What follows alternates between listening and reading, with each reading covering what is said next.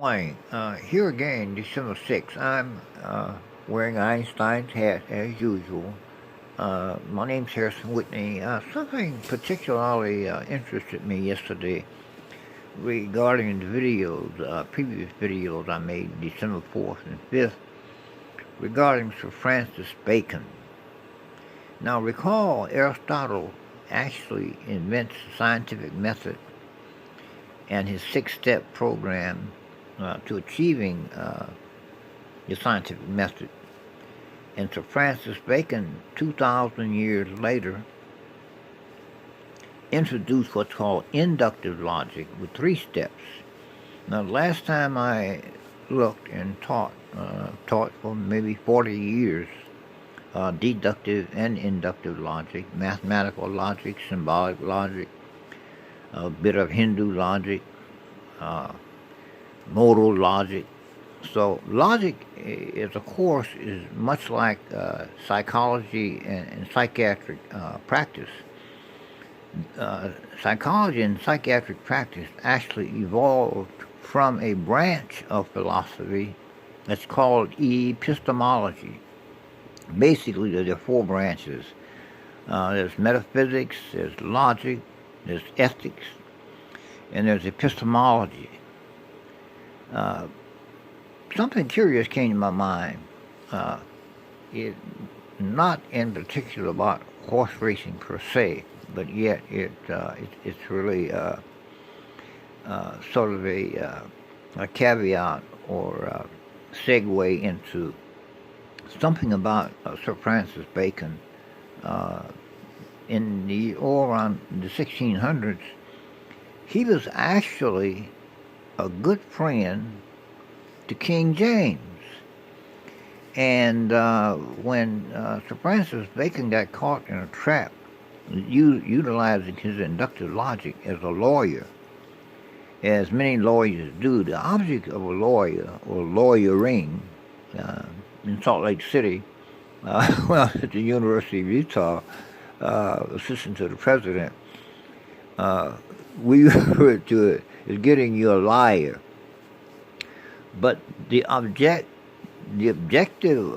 of practicing law, especially in criminal prosecution, criminal cases, one is actually engaging in attempting to make the weaker argument appear the stronger. And how Sir Francis Bacon, although he invented a very intricate and valid subject, inductive logic. Last time I checked, there were only 112 informal fallacies of inductive logic. But when it comes to deductive logic, Dr. Patrick Hurley, who's actually helped me with developing my hypothesis, is in his 13th and perhaps his 14th edition of the same textbook in deductive logic, Aristotelian logic. So logic is growing, and it's a particular field in and of itself. That's why K through 12, you're not prepared for inductive logic, or you're not prepared even for deductive logic, especially. But be this as it may, we've reduced our module to a 6th grade educational level. One can readily understand it, but I was sort of not ticked off, but it caught me. Sir Francis Bacon was such a brilliant man that it was once speculated that he actually wrote the works of Sir William Shakespeare, and we know how this ties into other things, but. Anyway, I just thought I'd throw that out as sort of like a caveat to our work, and this hopefully will give you some sort of insight and make you more even perceptive of looking for things. Actually, we prevailed upon Dr. Patrick Hurley to include in his textbook the chapter on the probability calculus. It consists of three parts. It's called one part is called the subjective theory of probability. There's the a priori theory of probability, and there's also the relative frequency uh, theory of probability. That's the probability that most insurance companies use. It's what's called relative frequency probability. Uh, for an example, there's a probability that a woman who has only a 12th grade education actually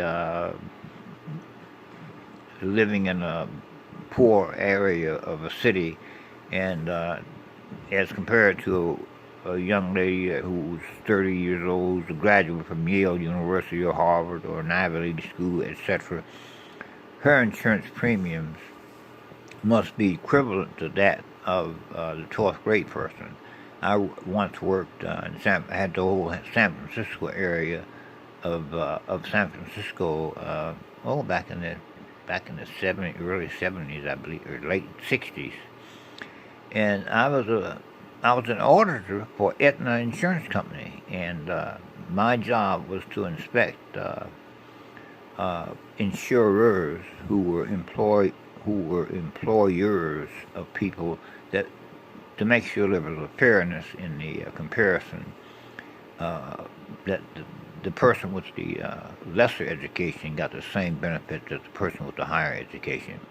So anyway, be this as it may, we have prevailed upon Dr. Patrick Hurley to include within his text a copy of past performances of the daily rating form as a methodology to employ both inductive logic and deductive logic. And that's exactly what the daily rating form presents in its publication, daily publication, 7 days per week.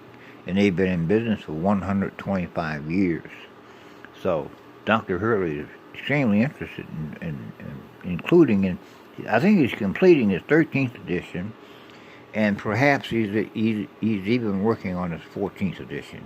But anyway, I'll keep you informed. Thanks for listening, and good luck at the racetrack. Thank you.